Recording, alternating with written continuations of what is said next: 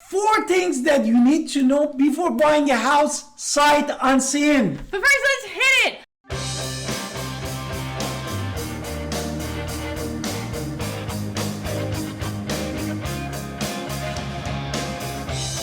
Hi, this is Alan Victoria. Welcome to our Talent Podcast. And this is your first time in our podcast and our YouTube channel. Please subscribe and get notified. Honestly, we get calls and texts all the time at 252-327-3357. So we can't wait. I'm excited to share with you.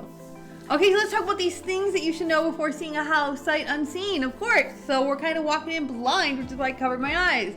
So if you're walking in blind and you can't see this house for whatever reason, you live in one state and you come to another state, or you're just super busy at your job because you have a job that's 24/7 and you just cannot go look at the houses. So you're like, I'm just gonna buy online.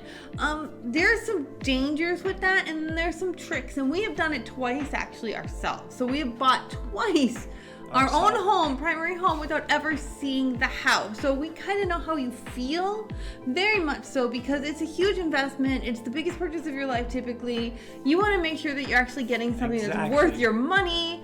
And for whatever reason, you just cannot see this house in person. So, yes. Therefore, the first step is what? Almost two-thirds of two-thirds of the buyers during the coronavirus 2020 made at least one offer without seeing a home in person. So that is a huge statistic, and that statistic, even though we can now go see houses again, isn't going to go away. There's many people who are just like, nah, let's just do it. And now there's systems in place, and so we want to make sure you're walking through. So what would be the very first tip? Yeah, the first thing is what? Is getting pre-approval first? No, I would say, yes, you should get pre-approved from a bank before we actually start making offers. That's just money. But what is the first step once you've gotten your pre-approval, and we have a whole series on how to do that. But now that you've got your pre-approval, what do we do? The first things is basically finding a real estate agent that you can trust. It's not just any agent. This has to be someone who understands that you're buying a house virtually. They're cool with it. They know how it works. That you are asking them a lot more questions to be their boots on the ground. So they are. And definitely they know the market that you are searching for that desired house. Right, so they know how to do a virtual tour. They know how to make sure that their apps are working correctly, so you aren't just having some problems there. You're getting video, you should be getting audio, you should be getting all sorts of, like, asking people to look through windows and narrating the house as they walk around and jumping where you told them to jump. We literally told one of our agents when we were buying our own house to jump in the air. Like, we were like, no, jump on those stairs. We want to hear if they creak. Like, which is kind of dumb, but I want to know if those stairs creak because I want to know if someone's going to hear my stair if I can hear those stairs or not. It was important for me, so I told her to jump and she jumped, which is really good. So you are not actually in the house, so you want to make sure that you are getting full effect, full hearing, full everything. So you want to know everything about this house as much as possible, and you want to be able to see it through FaceTime or whatever app, Zoom or whatever app you're using to make sure you're getting that. What else? Yes, beside of that, also there are some small things that is super important, like a dimension and size of the room. Sometimes when you do a video tour it happens a lot for us, and the room seems so roomy and spacey, but if they come and see it in person, like if they see they live in the city, for example, they come with us and see it, they say, I thought in the video the room was bigger, but it seems that it's not big. Therefore, that's important, that if you are like that, you wanted to know how to fit everything. Right, and that's why it was very important. Our last client said this house is exactly as you guys showed it to us, and that was important for us because that means that we did our virtual tour correctly. Other things is lighting. How does the house look when we turn the light off? How does it look when we're looking at the house at all times of day? So you kind of want to pay attention like to where the natural light is.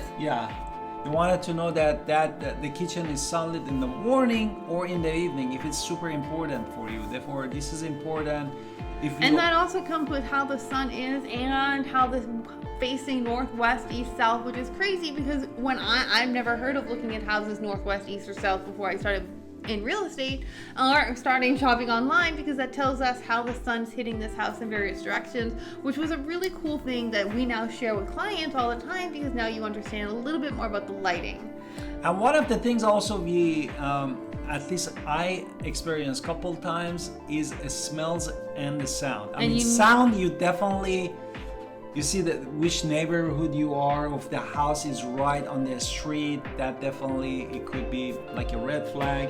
That's and the smell. Right. You ask a lot of people, how does that house smell? And they need to be able to explain it. Like, if they smell dog or pet, then they should tell you if they smell Or dog or sometimes pet. the crawl space had the issue, and then basically the mold in the mold, yeah. And then that's what happened last time when I went to one of the house. The picture was perfect online, but when I opened the door, basically the smell of mold really hit me on the face, and I said, this is not the house that you wanted to live in.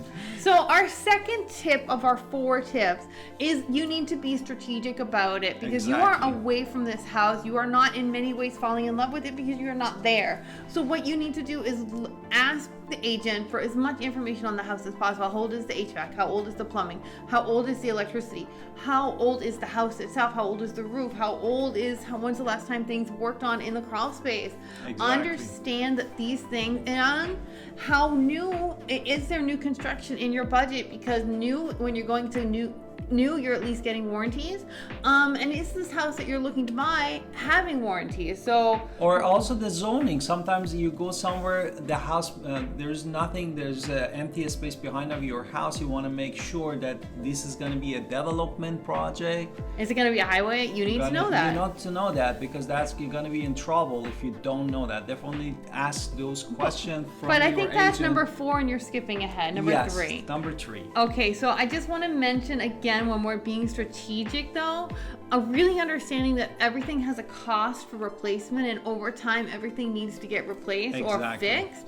So when you are looking at the ages of the window, if that window has never been replaced and that house is from 1915, well, then you're probably gonna have to replace those windows. How much is that gonna cost?